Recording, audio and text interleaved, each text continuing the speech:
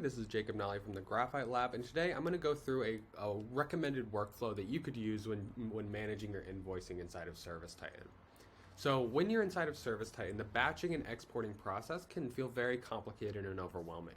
That's why it often helps to have a strategy going into it. One very common strategy is to have a date that you've started a batch, is to basically name your batches and organize your batches by what should go in them.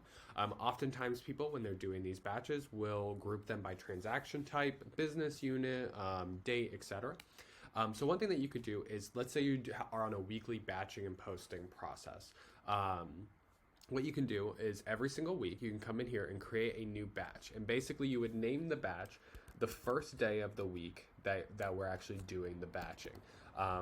Or let's say, we'll make it the day of the week that you actually are going to post your batches. So like, let's say it's this June 23rd, 2023. So it's the Friday of the batch.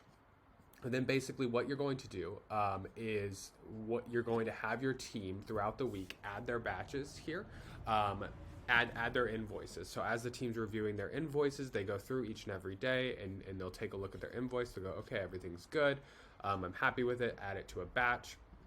And you select the day of the week that's going to go out. That'll be the next batch that goes. Click save, and then we'll go ahead and add that to the batch. So now let's say it gets to Friday and it's time to do the export.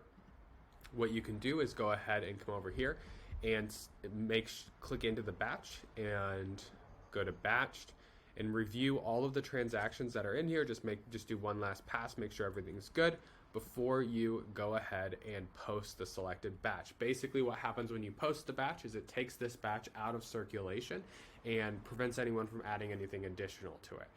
In addition, what it does is it basically allows it to then be exported or bypass an export if it's not something you're going to export to your accounting system. So what you can do here is post the selected batch. Yes. And basically what this will do is it'll move all the transactions inside of the batch to a posted status, and it will lock everything down. So none of these can be edited any further. And then all you have to do to export it is just go into that batch and click export to QuickBooks or whatever your accounting system is, and there you go. It's a pretty straightforward process, and really by naming those batches and assigning roles, it allows you to very easily check what you're expecting and making sure that people are doing what they're supposed to be doing, and that there's a really good process for checking where transactions should go and when.